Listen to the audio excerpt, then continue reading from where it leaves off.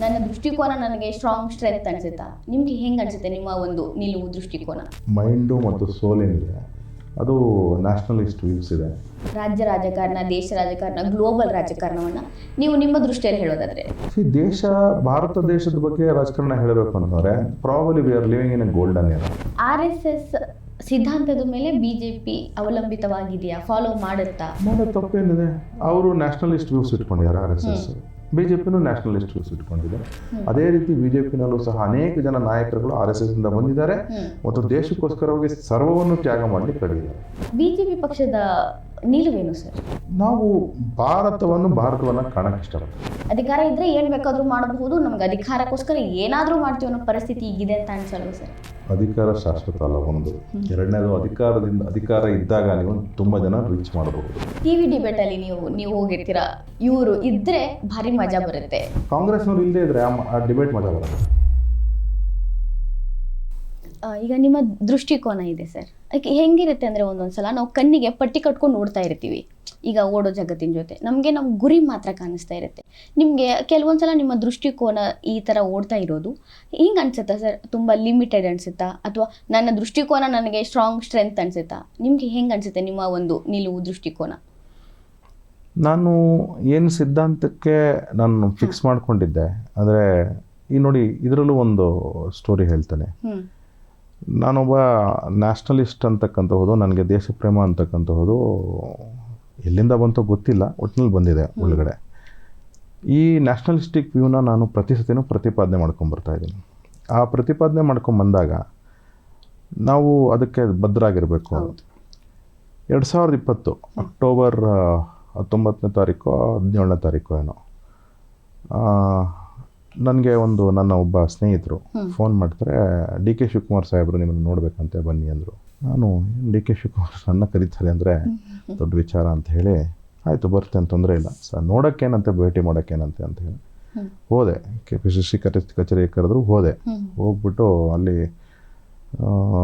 ನನ್ನ ಬಗ್ಗೆ ಮಾತಾಡಿದ್ರು. ಆದರೆ ಅವ್ರಿಗೆ ಗೊತ್ತಿತ್ತು, ಒಂದು ಸ್ವಲ್ಪ ಗೊತ್ತಿತ್ತು ಅವ್ರಿಗೆ. ಆಮೇಲೆ ಅಂದರೆ ನಾನು ನನ್ನ ಮುತ್ತಾತ, ಅಂದರೆ ನನ್ನ ವೈಫ್ ಅವ್ರ ಮುತ್ತಾತ, ಅವ್ರಿಗೆ ಕ್ಲೋಸ್ ರಿಲೇಟಿವ್. ಸೊ ಅದು ನನಗೂ ಗೊತ್ತಿರಲಿಲ್ಲ, ಅವರೇ ಹೇಳಿದ್ದು. ಇನ್ಫ್ಯಾಕ್ಟ್ ಅವ್ರ ಹೆಸರು ಹೇಳಿದ ಕೂಡಲೇ ಅಷ್ಟು ಕ್ಲೋಸ್ ರಿಲೇಟಿವ್ ಅನ್ನೋದು ಅವರೇ ಹೇಳಿದ್ದು. ಗೊತ್ತಿತ್ತು, ಅಂದರೆ ರಿಲೇಟಿವ್ ಅಂತ ಗೊತ್ತಿತ್ತು, ಬಟ್ ಅಷ್ಟು ಕ್ಲೋಸ್ ರಿಲೇಟಿವ್ ಅಂತ ಅವರೇ ಹೇಳಿದ್ದು. ಸೊ ಆಗ ಸೇರ್ಕೊಳ್ಳಿ ನಮ್ಮ ಜೊತೆ ಅಂದರು. ನಾನು ಇಲ್ಲಣ್ಣ, ನನ್ನ ಸಿದ್ಧಾಂತಕ್ಕೆ ಬದ್ಧವಾಗಿಬಿಟ್ಟಿದ್ದೇವೆ, ಹೀಗಾಗಿ ವೈಯಕ್ತಿಕವಾಗಿ ಬೇರೆ ವಿಚಾರ, ಬಟ್ ಸಿದ್ಧಾಂತಕ್ಕೆ ನಾವು ಭದ್ರಾಗಿರೋದ್ರಿಂದ ನಾವು ಕಾಂಗ್ರೆಸ್ ಜೊತೆ ಗುರುತಿಸ್ಕೊಳ್ಳಿಕ್ಕಾಗಲ್ಲ. ನನ್ನ ವೈಯಕ್ತಿಕವಾಗಿ ಗುರುತಿಸ್ಕೊಳ್ಳಿಕ್ಕಾಗೋದಿಲ್ಲ ನನಗೆ. ಯಾಕಂದರೆ ನನ್ನ ಎಲ್ಲ ಇದೂ ಸಹ ಮೈಂಡು, ಅಂದರೆ ನಮ್ಮ ಕಂಪ್ಲೀಟ್ ಹಾರ್ಟು, ಮೈಂಡು ಮತ್ತು ಸೋಲ್ ಏನಿದೆ ಅದು ನ್ಯಾಷನಲಿಸ್ಟ್ ವ್ಯೂಸ್ ಇದೆ. ಅದರಿಂದಾಗಿ ನಾವು BJP ಸಿದ್ಧಾಂತ ನಂಬಿರೋಂಥವ್ರು. ವೈಯಕ್ತಿಕವಾಗಿ ನನಗೆ ಕಷ್ಟ ಅಂತ ಹೇಳಿ ನಾನು ಅವ್ರಿಗೆ ಅವತ್ತು ಹೇಳಿ ಬಂದೆ. ಸೊ ಅಂದರೆ ವೈಯಕ್ತಿಕ ಅಂದರೆ ಭೇಟಿ ಮಾಡಿದಾಗಲೇ ಹೇಳಿದೆ, ನನಗೆ ವೈಯಕ್ತಿಕವಾಗಿ ಕಷ್ಟ ಸೊ ಅಂತ ಹೇಳಿದಾಗ ಅವರು ಅಪ್ರಿಷಿಯೇಟ್ ಮಾಡಿದ್ರು ಅಷ್ಟೇ. ಅದಾದಮೇಲೆ ನಾವು ಏನು ಯಾವುದೋ ಇಂಟ್ರಾಕ್ಷನ್ ಏನಿಲ್ಲ. So it's a very simple thing ನಮಗೆ, ಅಂದರೆ ನಮಗೆ ಅಷ್ಟೇ. ಅಂದರೆ that is the reason that I said this thing. But that's A good opportunity. In fact ಅವ್ರ ಹೋಗಿದ್ರು ಒಂದು ಆಪರ್ಚುನಿಟಿ ಅಂತ ತುಂಬ ಜನ ಹೇಳಿದ್ರು. ಬಟ್ ನಮಗೇನಾಗ್ತದೆ ಅಂದರೆ, ನಾವು ನಾನು ಬಿಟ್ಟು ನನ್ನ ಪರ್ಸ್ನಲ್ ಲಾಭಕ್ಕೋಸ್ಕರ ಹೋಗ್ಲಿಕ್ಕಾಗಲ್ಲ ನಮಗೆ. ಅಕಸ್ಮಾತ್ ನೋಡಿ, ಈಗ ಒಂದು BJP is A platform. So ಆ ಪ್ಲ್ಯಾಟ್ಫಾರ್ಮ್ನಲ್ಲಿ ನಮ್ಮ ಸಿದ್ಧಾಂತನ ಮತ್ತು ನಮ್ಮ ದೇಶಭಕ್ತಿನ ನಾವು ತೋರಿಸ್ಕೊಳ್ಳಿಕ್ಕೆ ಒಂದು ಪ್ಲ್ಯಾಟ್ಫಾರ್ಮು. ಹಾಗಂತ ಹೇಳಿ ಬೇರೆ ಪ್ಲ್ಯಾಟ್ಫಾರ್ಮ್ಸ್ ಇಲ್ಲ ಅಂತಲ್ಲ, ಖಂಡಿತವಾಗ್ಲೂ ಪ್ಲ್ಯಾಟ್ಫಾರ್ಮ್ಸ್ ಇದೆ. But BJP is a strong platform wherein we can exhibit our national views and ಭಾರತೀಯತೆ ಬಗ್ಗೆ ಇರತಕ್ಕಂಥ ನಮ್ಮ ಪ್ರೀತಿ ಏನಿದೆ ಭಾರತಾಂಬೆ ಬಗ್ಗೆ, ಅದನ್ನು ತೋರಿಸ್ಕೊಳ್ಳಿಕ್ಕೆ ಒಂದು ಒಳ್ಳೆ platform. So this is what it is. ಈಗ ನೀವು ಪಕ್ಷ ಬಿಟ್ಬಿಡಿ, BJP ಪಕ್ಷ, ಕಾಂಗ್ರೆಸ್ ಪಕ್ಷ, ಇದೆಲ್ಲ ಪಕ್ಕಕ್ಕಿಟ್ಟು ಈಗಿನ ರಾಜಕಾರಣ, ಪ್ರಸ್ತುತವಾಗಿ ನಡೀತಿದೆ ರಾಜಕಾರಣ, ರಾಜ್ಯ ರಾಜಕಾರಣ, ದೇಶ ರಾಜಕಾರಣ, ಗ್ಲೋಬಲ್ ರಾಜಕಾರಣವನ್ನು ನೀವು ನಿಮ್ಮ ದೃಷ್ಟಿಯಲ್ಲಿ ಹೇಳೋದಾದರೆ ಹೇಗೆ ಹೇಳ್ತೀರಾ ಸರ್? ಏನು ನಡೀತಿದೆ ಆ್ಯಕ್ಚುಲ್ ಆಗಿ?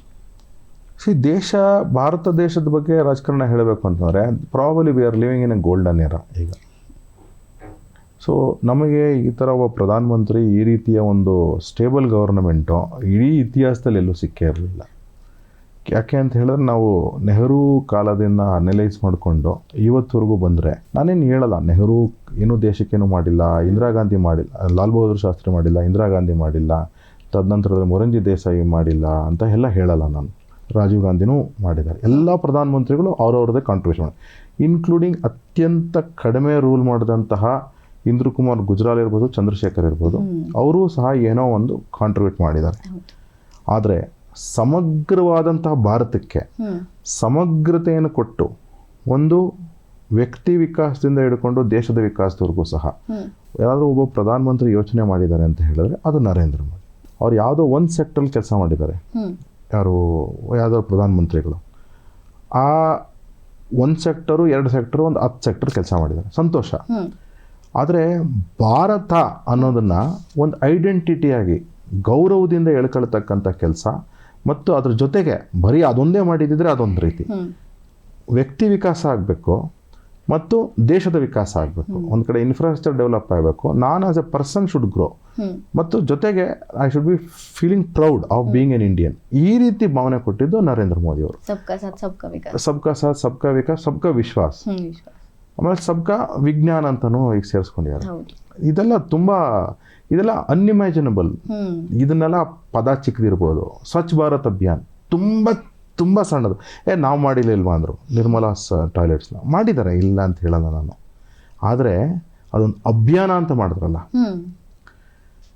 ಇವತ್ತೇನು ಅಂತ ಹೇಳಿದ್ರೆ, ನೀವು ಟಾಯ್ಲೆಟು ನೀವು ಪರ್ಸ್ನಲ್ಲಾಗಿ ನೀವು ಹೋಗ್ಬಿಟ್ಟು ಬೈಲಲ್ಲಿ ಕೂತ್ಕೊಳ್ಳಿ, ನೋ ಪ್ರಾಬ್ಲಮ್. ಅದು ನಿಮ್ಮಲ್ಲಿ ಟಾಯ್ಲೆಟ್ ಇದೆಯಲ್ಲ ಇವತ್ತು, ಆಯಿತಾ, ಅದು ಇಂಪಾರ್ಟೆಂಟ್. ಈ ದೇಶದಲ್ಲಿ ಒಂದು ವ್ಯವಸ್ಥೆ ಇತ್ತು, ಆ ವ್ಯವಸ್ಥೆ ಬೇರೆ. ಅಂದರೆ ಬ್ರಿಟಿಷರ್ಸ್ ಬರೋಕ್ಕಿಂತ ಮುಂಚೆ ವ್ಯವಸ್ಥೆ ಇತ್ತು, ಆಗ ದೇಶ ಪಾಪ್ಯುಲೇಷನ್ ಕಡಿಮೆ ಇತ್ತು, ಮತ್ತು ಅವತ್ತಿನ ವ್ಯವಸ್ಥೆಗೆ ಬೇರೆ ಇತ್ತು. ಈ ಬ್ರಿಟಿಷರ್ಸ್ ಬಂದ ಮೇಲೆ, ಜೊತೆಗೆ ನಗರಗಳು ಬೆಳೆದ ಮೇಲೆ, ಸಣ್ಣ ಪುಟ್ಟ ಪಟ್ಟಣಗಳು ಬೆಳೆದ ಮೇಲೆ, ಹಳ್ಳಿಗಳು ಬೆಳೆದ ಮೇಲೆ, ಇವತ್ತು ನಮ್ಮ ಹೆಣ್ಮಕ್ಳು ಅವರ ದಿನನಿತ್ಯದ ದೈನಂದಿನ ಬದುಕಿಗೆ ಬೆಳಗ್ಗೆ 4 ಗಂಟೆಗೆ ಎದ್ಬಿಟ್ಟು ನಾನು ಹೋಗ್ತೀನಿ, ಬೈಲಿಗೆ ಹೋಗ್ತೀನಿ ಅಂತ ಹೇಳಿದ್ರೆ ಯಾವ ರೀತಿ ಬದುಕು? ನಾವು ಇನ್ನೇನು ದೇಶ ಕಟ್ಟಿದ್ದೀವಿ ನಾವು? ಅದರಿಂದಾಗಿ ಈ ಬದುಕನ್ನು ಸರಿ ಮಾಡೋದಕ್ಕೆ ಒಬ್ಬ ನರೇಂದ್ರ ಮೋದಿ ಬರಬೇಕಾಯಿತು. 65 ವರ್ಷ ಆದಮೇಲೆ, ಸ್ವಾತಂತ್ರ್ಯ ಭಾರತದ 65 ವರ್ಷ ಆದಮೇಲೆ ಬರಬೇಕಾಯಿತು. ಈ ಭಾರತದ ವ್ಯವಸ್ಥೆ ಏನಿದೆ, ನೀವು ಗ್ರಾಮ ಪಂಚಾಯಿತಿಗಳನ್ನ ತೆಗೆದುಕೊಳ್ಳಿ. ಮುಂಚೆನೇ ಇತ್ತು ನಮ್ಮಲ್ಲಿ 10,000 ವರ್ಷಗಳ ಇತಿಹಾಸ. ಸಾಲಿಡ್ ವೇಸ್ಟ್ ಮ್ಯಾನೇಜ್ಮೆಂಟು 10,000 ವರ್ಷಗಳ ಇತಿಹಾಸ. ಡೆಮಾಕ್ರಸಿ ಅಂತಕ್ಕಂಥದ್ದು 10,000 ವರ್ಷಗಳ ಇತಿಹಾಸ. ನೀವು ನೇಮ್ ದ ಥಿಂಗ್. ನೀವು ಆಯುರ್ವೇದಿಕ್ ಡಾಕ್ಟರ್ಸ್ ಅಂದರೆ ಪ್ರತಿ ಗ್ರಾಮ ಪಂಚಾಯತಿನಲ್ಲಿ ಒಬ್ಬ ಡಾಕ್ಟ್ರು, 10,000 ವರ್ಷಗಳ ಇತಿಹಾಸ. ಶಿಕ್ಷಣ 10,000 ವರ್ಷಗಳ ಇತಿಹಾಸ. ಯಾವ ದೇಶದಲ್ಲೂ ನಿಮ್ಗೆ 200-300 ವರ್ಷ ಸಿಗೋದಿಲ್ಲ. ಈ ಎಲ್ಲ ಅಂಶಗಳನ್ನು ಇವರು ಎಷ್ಟೋ ವರ್ಷಗಳಾದ್ಮೇಲೆ ತರಲಿಕ್ಕೆ ಹೋದರು. ಆದರೆ ನರೇಂದ್ರ ಮೋದಿಯವರು ಸಮಗ್ರವಾದಂಥ ವ್ಯವಸ್ಥೆನ ಈ 11 ವರ್ಷದಲ್ಲಿ ಕೊಟ್ಟಿದ್ದಾರೆ. ಇದು ನರೇಂದ್ರ ಮೋದಿಯವ್ರ ಸಾಧನೆ. ಅದಕ್ಕೆ ನಾನು ಹೇಳ್ತೀನಿ, ಭಾರತ ಇವತ್ತು ಗೋಲ್ಡನ್ ಪೀರಿಯಡಲ್ಲಿ ಇದೆ ಅಂತ ಹೇಳಿ. ಇನ್ಯಾವ ಕಾರಣನೂ ಅಲ್ಲ, ಇದಕ್ಕೋಸ್ಕರವಾಗಿ ಹೇಳ್ತೀನಿ. ನಿನ್ನ ಇಂಟರ್ನ್ಯಾಷನಲ್ ಪೊಲಿಟಿಕ್ಸ್ ಬಂದರೆ it is a very unstable system today. Trump ಹುಚ್ಚಾಟ ಅಂತೂ ದಿನಕ್ಕೆ ದಿನ. ಹೌದು, ಟ್ರಂಪ್ದು ಒಂದು ಕಡೆ ಹುಚ್ಚಾಟ ಆದರೆ, ದೇಶಗಳ ಮಧ್ಯದಲ್ಲಿ, ಅನೇಕ ದೇಶಗಳ ಮಧ್ಯದಲ್ಲಿ ಇವತ್ತು ಯುದ್ಧಗಳಾಗ್ತಿದೆ. ಯುಕ್ರೇನ್ ರಷ್ಯಾ ಇನ್ನೂ ನಡೀತಾ ಇದೆ. ಇಸ್ರೇಲ್ ಇರಾನ್, ಇಸ್ರೇಲ್ ಪ್ಯಾಲೆಸ್ತೈನ್ ನಡೀತಾನೆ ಇದೆ. ನಿನ್ನೆ ಕಂಬೋಡಿಯಾ ಮತ್ತು ವಿಯೆಟ್ನಾಂ ಮಧ್ಯದಲ್ಲಿ ಒಂದು ಸಣ್ಣ ಬಾಂಬ್ ಇದಾಗಿದೆ. ಮತ್ತು ಕಾಸ್ನೋವನ್ ಸಮಸ್ಯೆ ಇವತ್ತಿಗೂ ಸಾಲ್ವ್ ಆಗಿಲ್ಲ. ಅನೇಕ ಸಮಸ್ಯೆಗಳು ಅಲ್ಲಲ್ಲೇ ಇದೆ. ಇನ್ನು ಇಂಡೋನೇಷ್ಯಾ ಇನ್ನೂ ಭಾಗ ಆಗಬೇಕು ಅಂತ ಕಾಯ್ತಾ ಇವೆ. ಸೊ ಅಂದರೆ ಆಮೇಲೆ ಜೊತೆಗೆ ಚರ್ಚ್ ಮಧ್ಯದಲ್ಲಿ ಗಲಾಟೆ ಆಗ್ತಕ್ಕಂತಹದ್ದು ಒಂದು ಯುದ್ಧವಾಗಿ ಕನ್ವರ್ಟ್ ಆಗ್ತಾ ಇದೆ. ಅಹಮದೀಸ್ನ, ಸಿಯಾಸ್ನ, ಸೂನೀಸ್ನ ಮಾಡ್ತಕ್ಕಂಥದ್ದು ಒಂದು ದೊಡ್ಡ ಗಲಾಟೆಗಳಿಗೆ ಕನ್ವರ್ಟ್ ಆಗ್ತಿದೆ. ಅಂತಹ ಒಂದು ವರ್ಲ್ಡ್ ಪೊಲಿಟಿಕ್ಸ್. ಇದು ಮತ್ತು ರಾಜ್ಯದ ಕೇಳೋದಾದರೆ, ಈ ರಾಜ್ಯ ಸರ್ಕಾರಕ್ಕೆ ಅನೇಕ ಜನ ಗಿಣಿಶಾಪ ಆಗ್ತಿದ್ದಾರೆ ಅಂತ ಅಂದ್ಬಿಟ್ಟು ನನ್ನ ಅನಿಸಿಕೆ. ಯಾಕೆ ಅಂತಂದರೆ, ವೈಯಕ್ತಿಕವಾಗಿ ಹೇಳ್ತಿದ್ದೇನೆ, ಪಕ್ಷದ ವಕ್ತಾರ ಆಗಿ ಹೇಳ್ತಿಲ್ಲ ಇದನ್ನು. ನೀವು ಜನ ಯಾರ ಹತ್ರ ಆದರೂ ಮಾತಾಡಿ, ಯಾರ ಹತ್ರ ಆದರೂ ಇವತ್ತು ಮಾತಾಡಿ, ಎಲ್ಲೇ ಹೋಗಿ ಮಾತಾಡಿ. ಇವತ್ತು ಸಿದ್ದರಾಮಯ್ಯನವರ ಆಡಳಿತನ 2013ರಿಂದ 2018ವರೆಗೂ ಅನೇಕ ಜನ ಒಪ್ಕೊಂಡಿದ್ರು, ಅನೇಕ ಜನ ಅಪ್ರಿಷಿಯೇಟ್ ಮಾಡೋರು.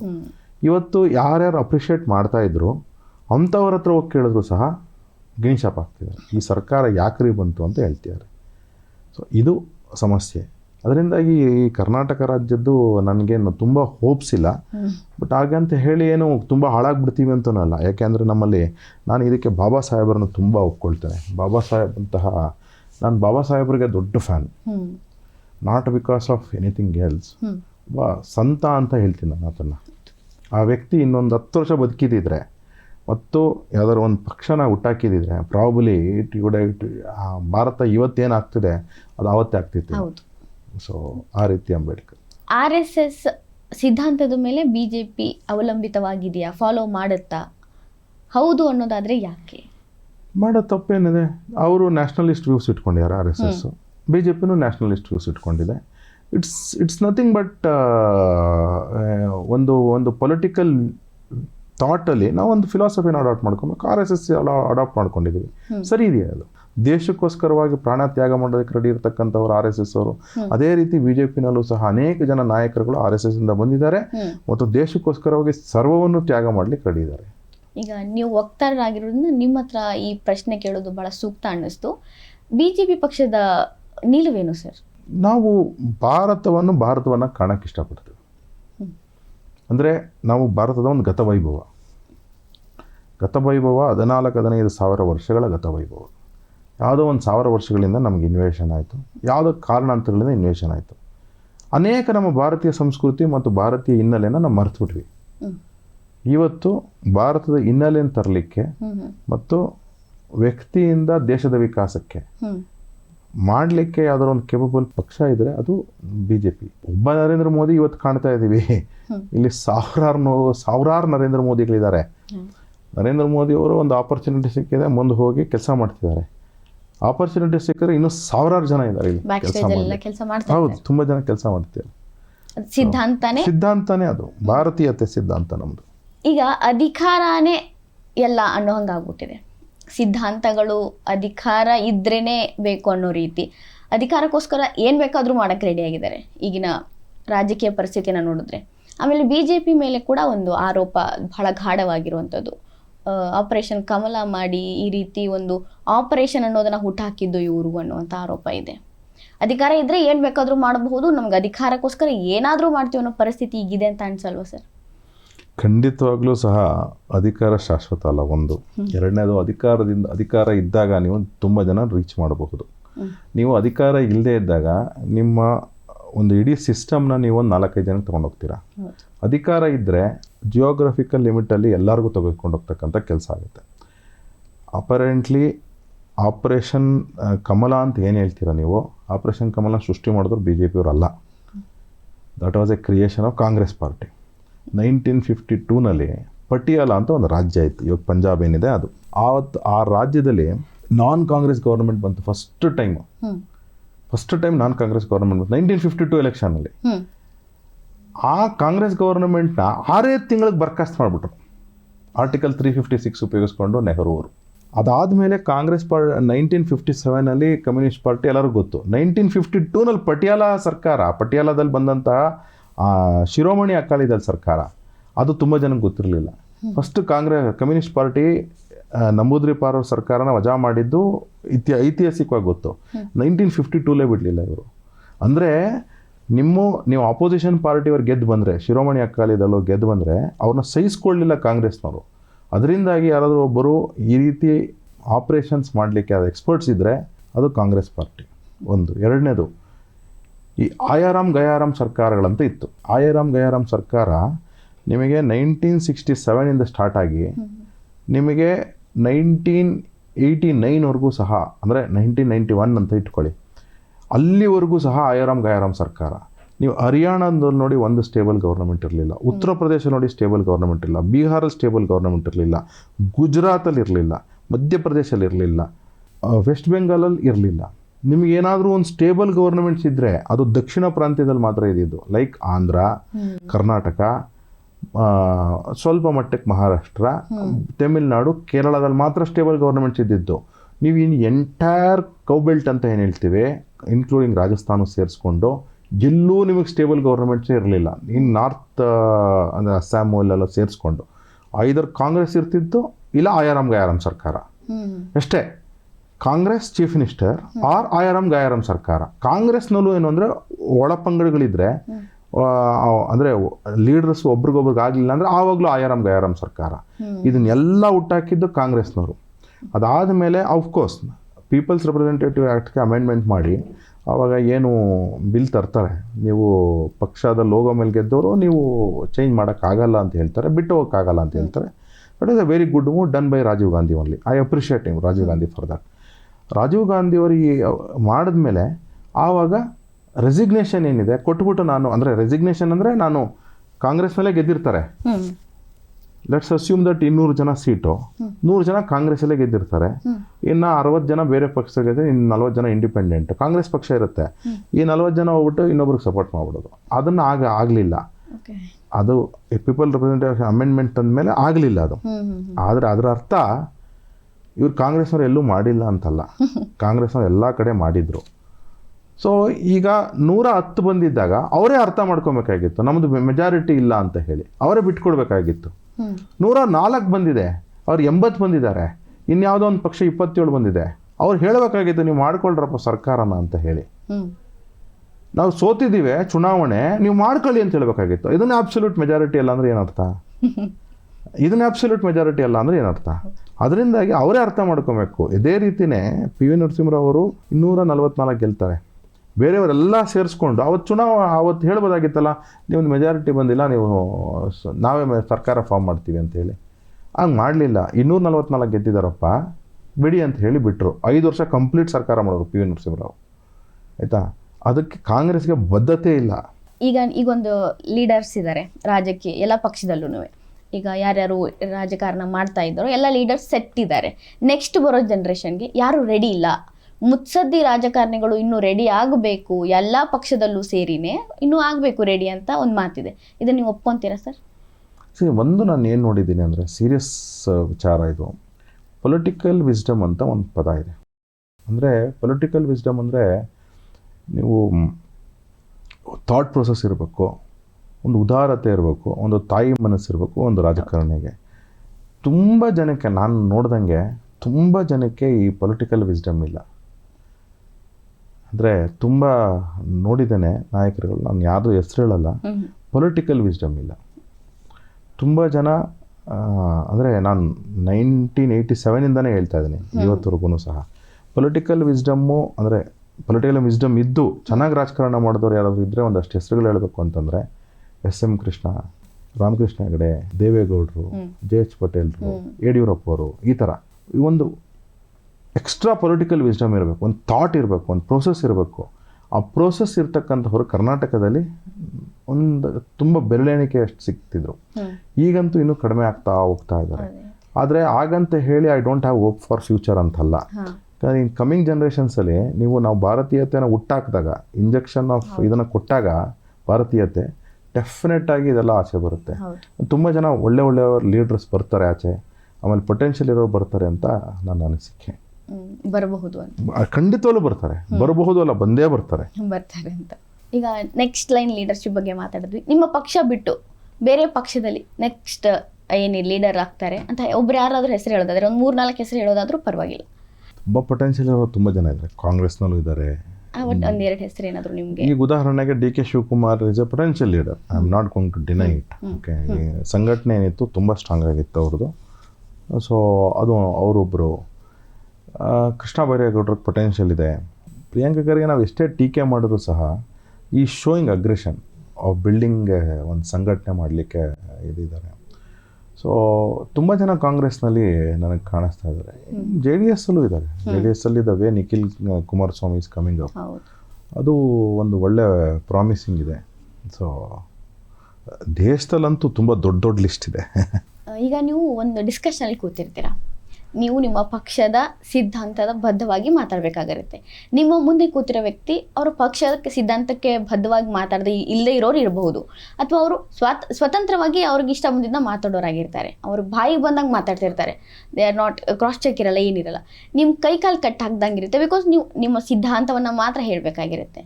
ಈಗ ಕೂತ್ಕೊಂಡು ಮಾತಾಡ್ತಿರ್ಬೇಕಾದ್ರೆ ನಿಮಗೆ ಆ ಥರ ಸಿಚುವೇಶನ್ ಬಂದಿದೆ ಸರ್, ಅವ್ರು ಮಾತಾಡಿದಾಗ ಅವ್ರಿಗೆ ಉತ್ತರ ಕೊಡದೇ ಇರೋ ರೀತಿ ಆಗಿರೋದು, ಅಥವಾ ಮುಜುಗರ ಆಯಿತು ನನಗೆ ಈ ಒಂದು ಇದು ಅನ್ನೋ ಥರ ಯಾವುದಾದ್ರು? ತುಂಬ ಸತಿ ಆಗಿದೆ. ಆ ಥರ ತುಂಬ ಸತಿ ಆಗಿದೆ. ಹ್ಮ್ ತುಂಬ ಸತಿ ನಾವು ಅದನ್ನು ಫೇಸ್ ಮಾಡ್ತಿರ್ತೀವಿ. ಏನಂತಂದರೆ ನಮ್ಮ ಹತ್ರ ಉತ್ತರ ಇರುತ್ತೆ, ಆ ಉತ್ತರನ ಆ ಭಾಷೆನಲ್ಲೇ ಅವ್ರಿಗೆ ಕೊಡಬೇಕು ಅಂತಲೂ ಇರುತ್ತೆ. ಸೊ ಆದರೆ ಏನಂದರೆ ನಾವು ಪಕ್ಷದ ಇದರಲ್ಲಿ ಹೋಗಿರೋದ್ರಿಂದ ನಾವು ಆ ಭಾಷೆನೆಲ್ಲ ನಾವು ಮಾತಾಡೋದಿಲ್ಲ. ಸೊ ನಾವು ಕೈ ಕಟ್ಟಾಕೊಂಡೇ ಇದು ಮಾಡ್ತೀವಿ. ಪರವಾಗಿಲ್ಲ, ನೋ ಪ್ರಾಬ್ಲಮ್. ನಮಗೆ ನಾನು ಇದರಲ್ಲಿ ಇನ್ನೊಂದು ಹೇಳ್ಬಿಡ್ತೇನೆ. ನಾವು ವಿ ಕೇಟ್ರಿಂಗ್ ಟು, ನಾನೊಬ್ಬ ವಕ್ತಾರಾಗಿ ನಾನು ಏನು ಪ್ರತಿಪಾದನೆ ಮಾಡ್ತೇನೆ, ನಾನು ನನ್ನ ಇಂಡಿವಿಜುವಲ್ ಮಾರ್ಕೆಟಿಂಗ್ ಹೋಗಿದ್ದೀನಾ? ಇಲ್ಲ. ನಾನು ನನ್ನ ಪಕ್ಷದ ಮಾರ್ಕೆಟಿಂಗ್ಗೋಸ್ಕರ ಹೋಗಿದ್ದೇನೆ. ನನ್ನ ಪಕ್ಷದ ಸಿದ್ಧಾಂತವನ್ನು ಜನಗಳ ಮುಂದೆ ಇಟ್ಟು ನನ್ನ ಪಕ್ಷಕ್ಕೆ ಅತಿ ಹೆಚ್ಚಿನ ಜನಗಳನ್ನ ಜೋಡಿಸ್ಕೊಳ್ಳೋಕ್ಕೆ ಅಂತ ನನ್ನ ಕೆಲಸ. ಕರ್ನಾಟಕದಲ್ಲಿ ನಾವು ವೋಟಿಂಗ್ ಫ್ಯಾಕ್ಟರ್ ನೋಡಿಕೊಂಡ್ರೆ invariably Congress party has got vote share 34 ಇಂದ 36%. BJP now has got vote share of 36%. BJPಗೆ ಕಾಂಗ್ರೆಸ್ಗೆ ಇರತಕ್ಕಂಥ ಡಿಫ್ರೆನ್ಸ್ ಏನಿದೆ ಅಂದರೆ 1 ಇಂದ 2%, ಮ್ಯಾಕ್ಸಿಮಮ್ 3% ವೋಟ್ ಶೇರ್ ಅಷ್ಟೇ. ಅಬ್ಬಬ್ಬ ಅಂದರೆ ಮ್ಯಾಕ್ಸಿಮಮ್ ಅದು. ನಾವು ಮಾತಾಡಬೇಕಾದ್ರೆ ಆ 3% ನಮ್ಮ ಟಾರ್ಗೆಟ್.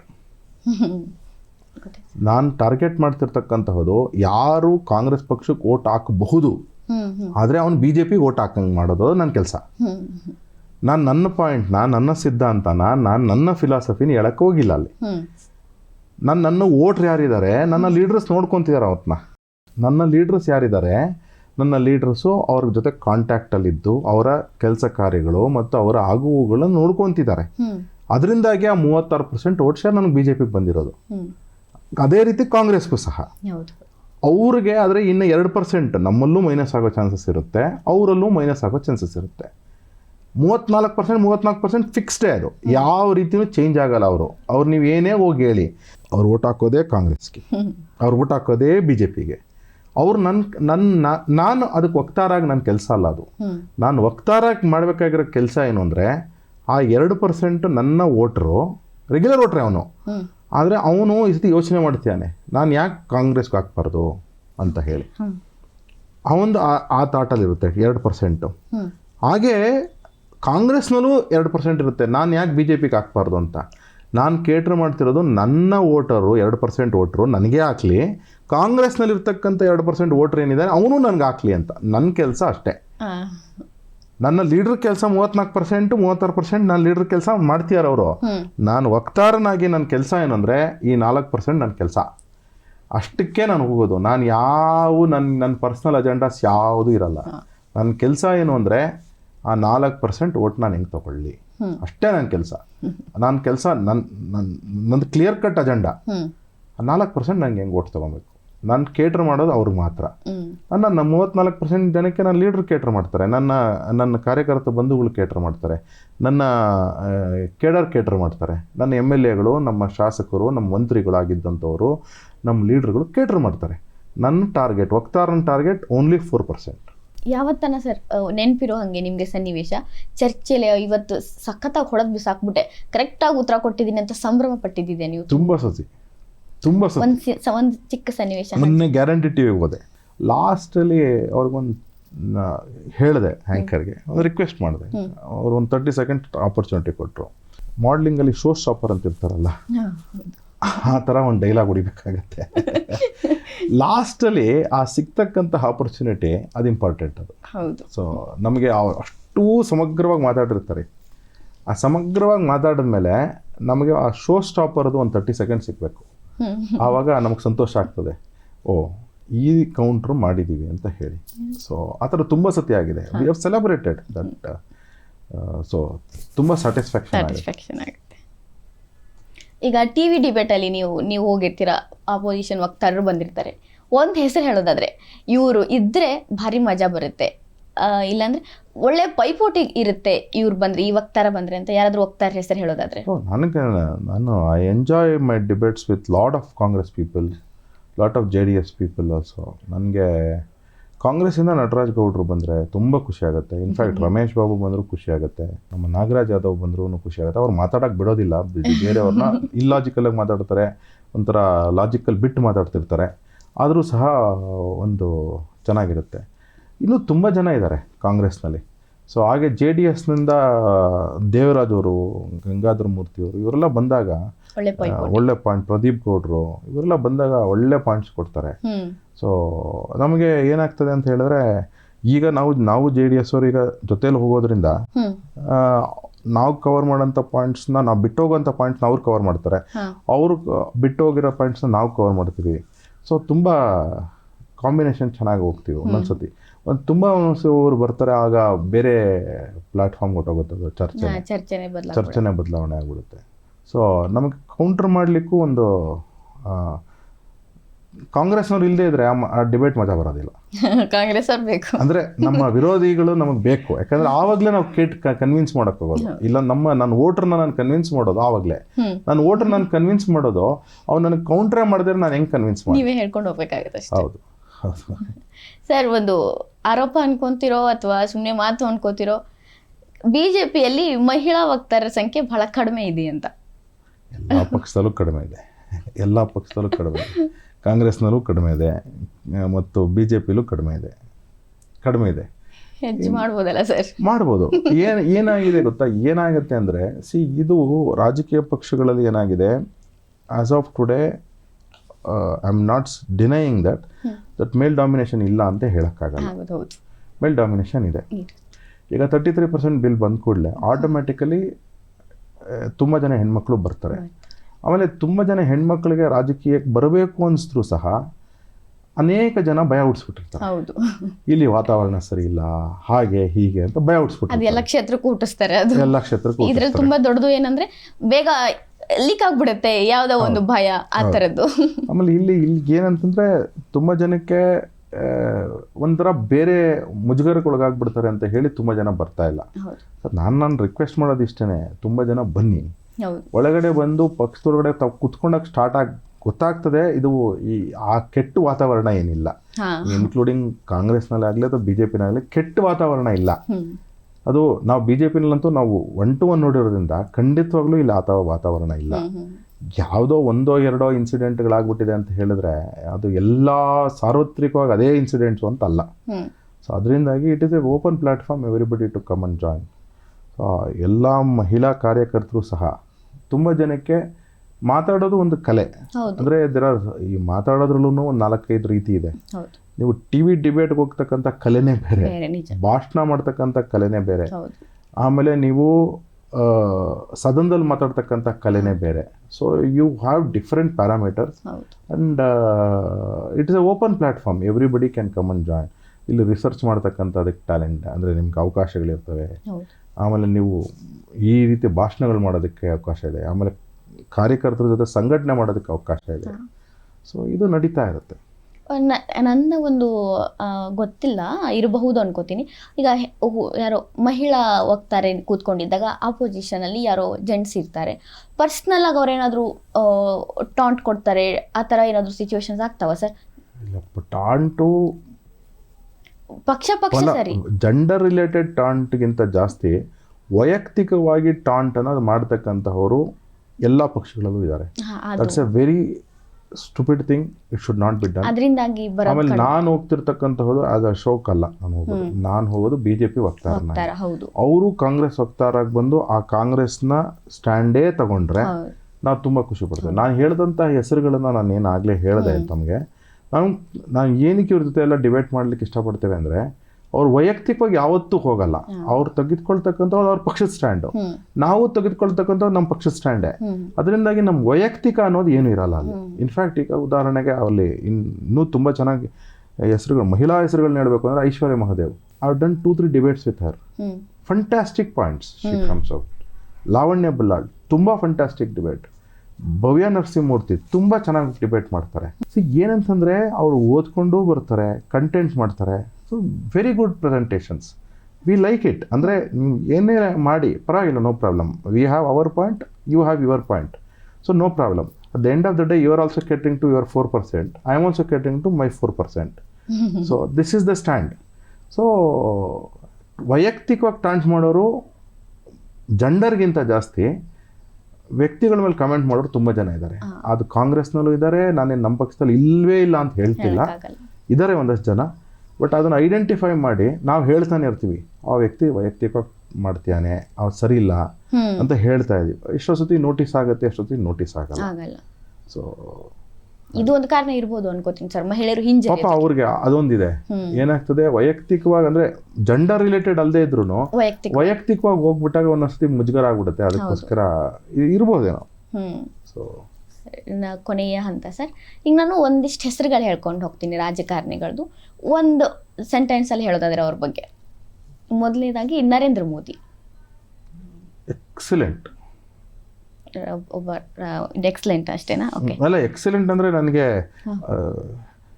ಅದಕ್ಕಿಂತ ಏನಾದ್ರು ದೊಡ್ಡ ಪದ ಇದೆಯಾ ಅಂದ್ರೆ ಹೇಳಕ್ಕೆ ಆ ಪದ. Narendra Modi. Rahul Gandhi. Comedian. Siddaramaiah. Divider. Mallikarjun Kharge. Personal sympathiser. Rekha Gupta. Future to be leader. Yogi Adityanath. Our next leader. Yediyurappa. ರೈತ ನಾಯಕ. ಸಂತೋಷ್ ಲಾಡ್. ಜೋಕರ್ ಪಾತ್. Kejriwal. More a buffoon than a leader. Priyanka Kharge. Yet to be polished. Madhu Bangarappa. Illiterate. ಸುದೀರ್ಘವಾಗಿ ಇಷ್ಟೆಲ್ಲ ನಮಗೆ ಸಮಯ ಕೊಟ್ರಿ, ಇಷ್ಟೆಲ್ಲ ವಿಷಯಗಳನ್ನ ತಿಳಿಸ್ಕೊಟ್ರಿ. ವಕ್ತಾರನ ಹಿಂದೆ ಇರುವ ಮುಖವನ್ನು ಇವತ್ತು ನಮ್ಮ ವೀಕ್ಷಕರ ಮುಂದೆ ಇಟ್ವಿ. Thank you so much sir. ನಮ್ಮ ಕಾರ್ಯಕ್ರಮಕ್ಕೆ, ನಮ್ಮ ಕರೆಗೆ ಹೋಗೊಟ್ಟು ಬಂದಿದ್ದಕ್ಕೆ ತುಂಬ ಹೃದಯದ ಧನ್ಯವಾದಗಳು ಸರ್. Thank you.